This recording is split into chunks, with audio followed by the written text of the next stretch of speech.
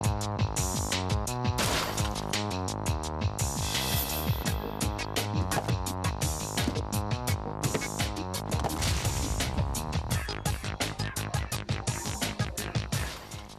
Your money में आपका स्वागत है। आपके साथ मैं हूं स्वाति। रात दिन आप खूब मेहनत करते हैं और खूब सारे पैसे भी कमाते हैं, लेकिन जब उस कमाए हुए पैसों को बचाने और बढ़ाने की बात आती है तो म्यूचुअल फंड और इंश्योरेंस में इतने सारे ऑप्शन देखकर दिमाग काम करना बंद कर देता है। दोस्त, रिलेटिव्स या फिर एजेंट, किसकी बात पर भरोसा करें ये समझ में एकदम नहीं आता। यही लगता है कि कोई तो सही गाइड करे।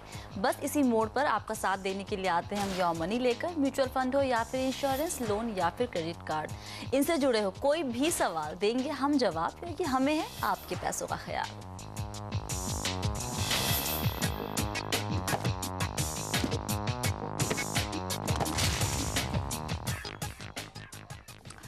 योर मनी में आज हमारा फोकस है आपकी कंप्लीट फाइनेंशियल प्लानिंग पर, और आपके सवालों के जवाब देने के लिए हमारे साथ हैं फ्रीडम फाइनेंशियल प्लानर के सुमित वैद। सुमित, बहुत बहुत स्वागत है शो में आपका।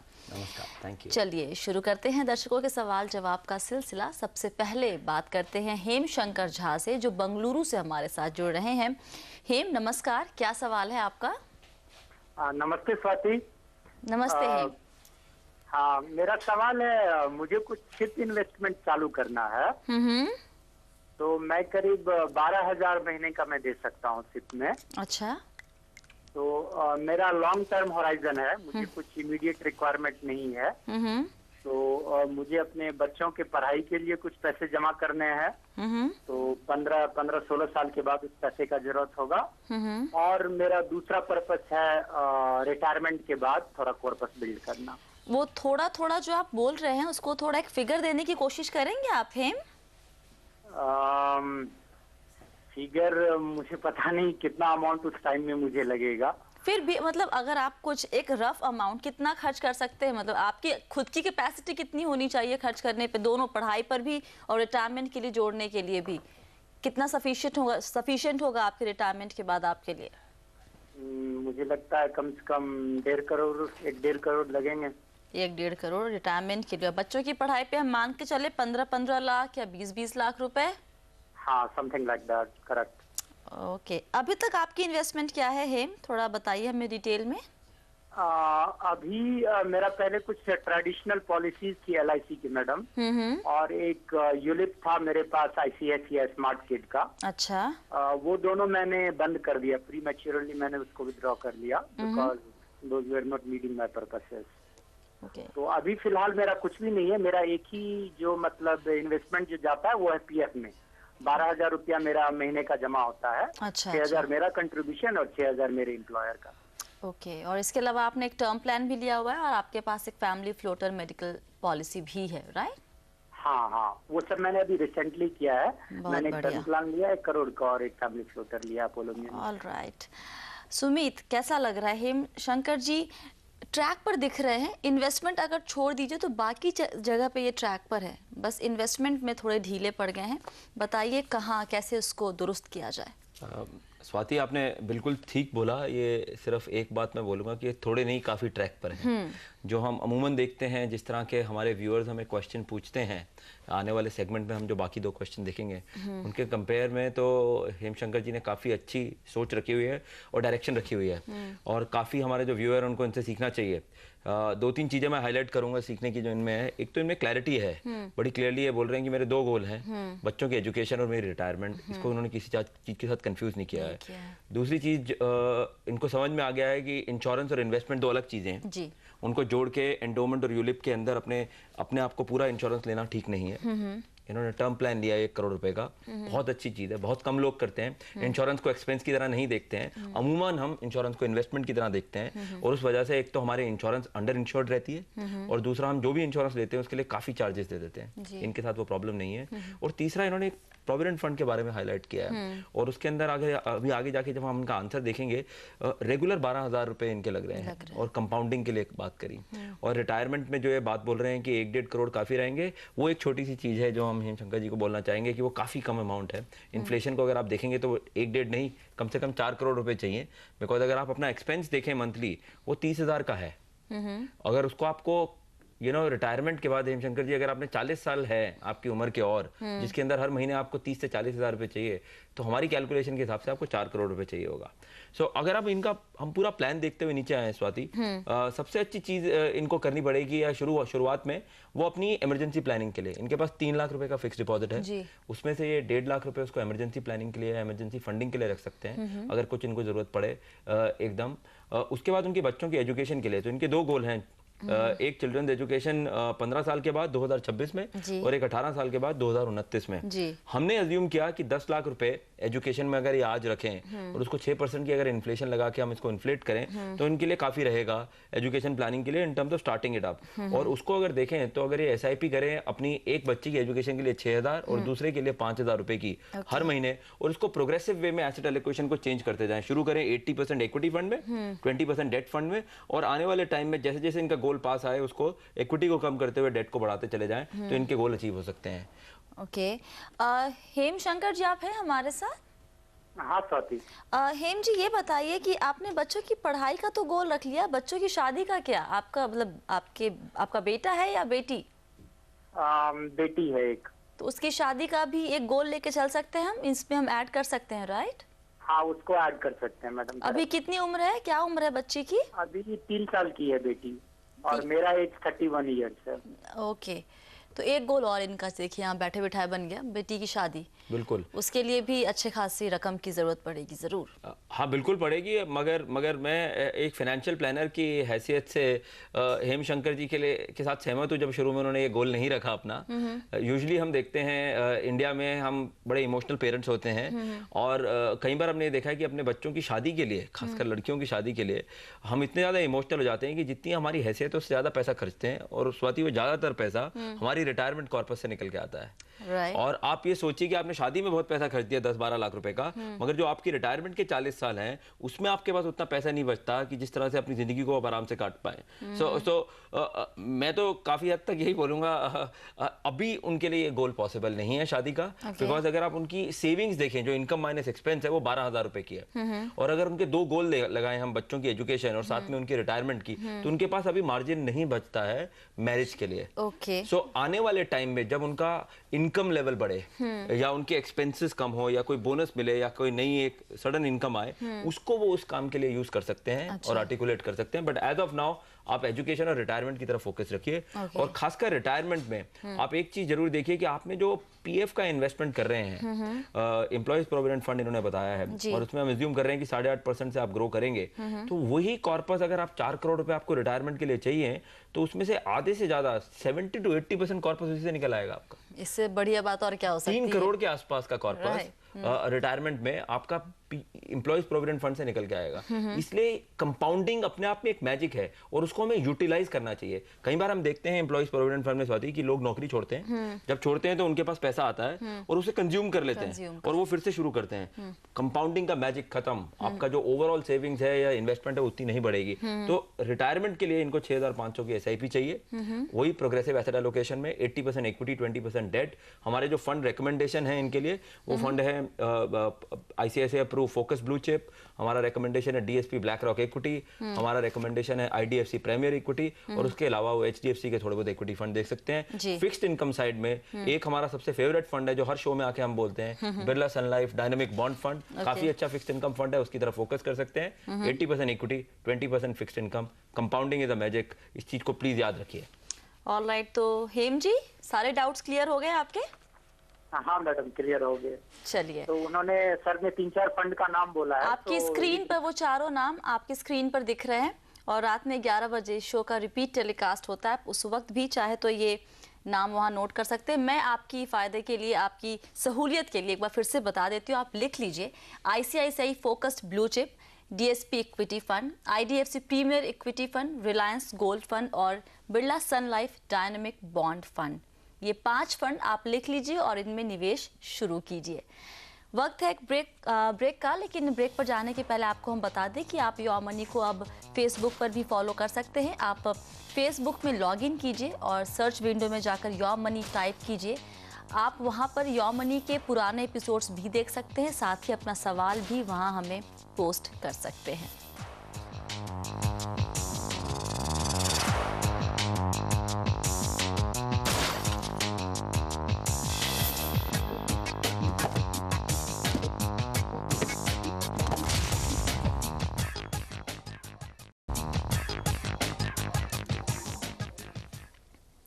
वेलकम बैक योर मनी में आज हमारा फोकस है आपकी कंप्लीट फाइनेंशियल प्लानिंग पर और आपके सवालों के जवाब दे रहे हैं हमारे खास मेहमान सुमित व्याद।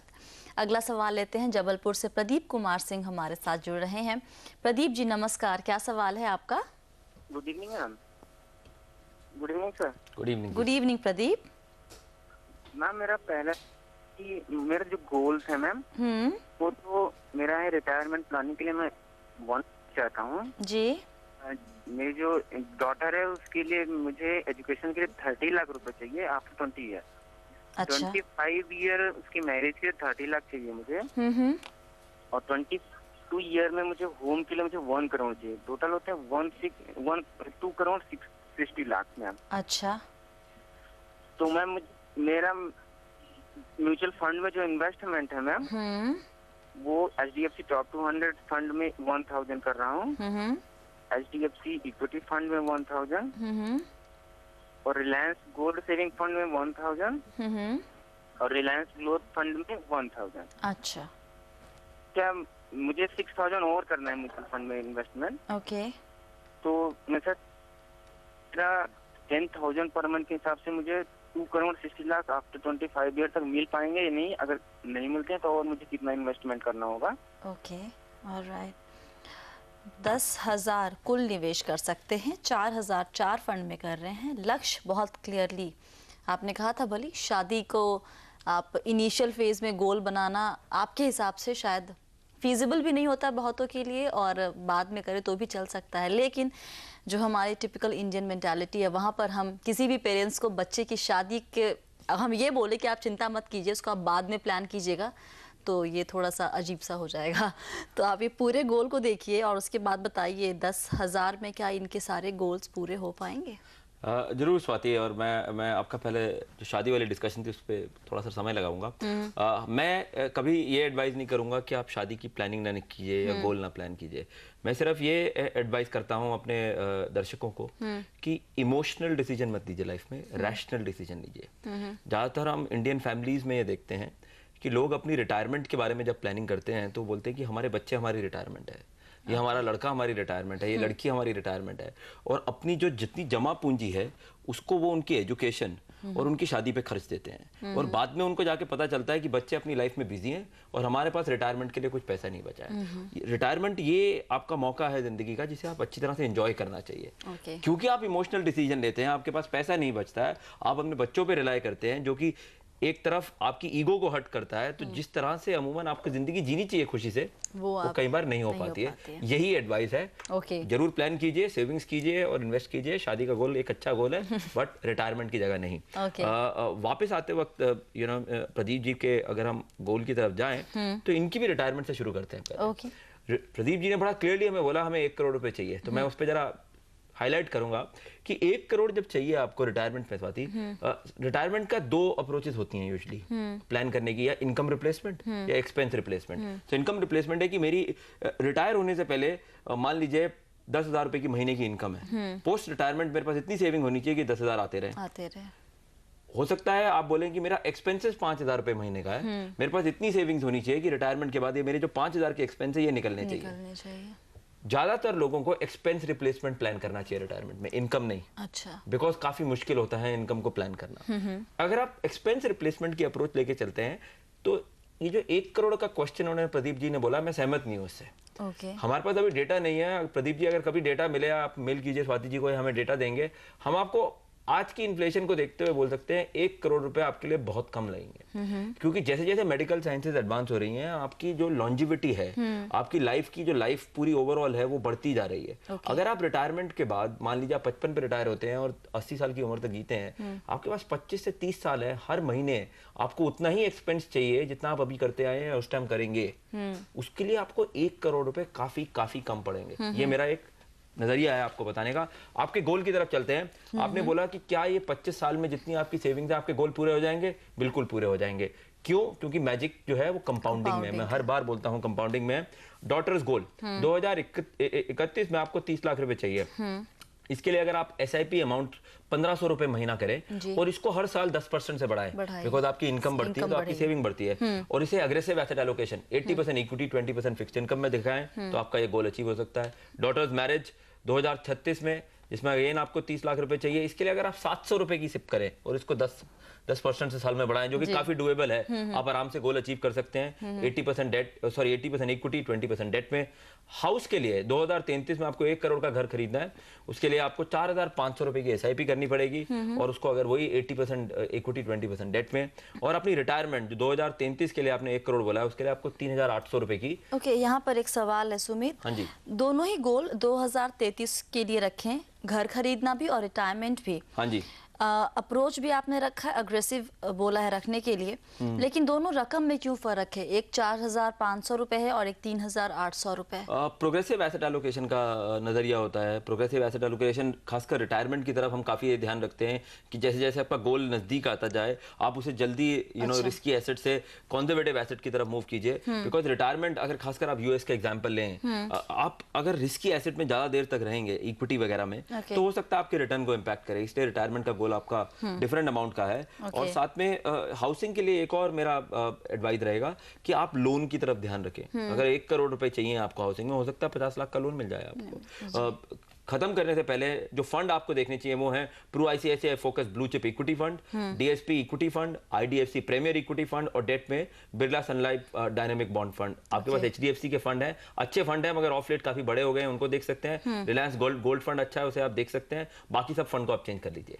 ऑलराइट, तो प्रदीप जी, 2 फंड आपके पोर्टफोलियो में जो है, रिलायंस ग्रोथ फंड और HDFC इक्विटी फंड, इन दोनों को की SIP रोक दीजिए, और उसके बाद जो 4 ऑप्शंस आपको दिए हैं भी सुमित ने, उनमें आप SIP शुरू कीजिए। 10,000 में आपके सभी गोल आराम से पूरे हो जाएंगे। वक्त है एक ब्रेक का। ब्रेक के बाद सवाल जवाब का सिलसिला जारी रहेगा। आप बने रहिए योर मनी के साथ।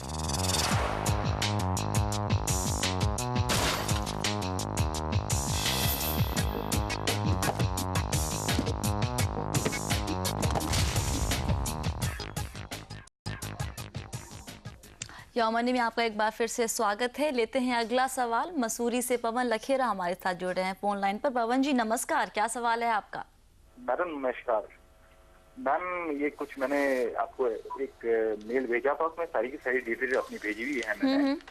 मेरे को थोड़ा ये जो SIPs वगैरह होती हैं, तो उसके बारे में थोड़ा जानकारी चाहिए थी, क्योंकि मैं अभी नया हूँ SIPs के लिए, मुझे ज्यादा जानकारी है नहीं इसके बारे में। आपके पास कितनी रकम अभी हर महीने सरप्लस इनकम बचती है जो आप SIP में लगा सकते हैं?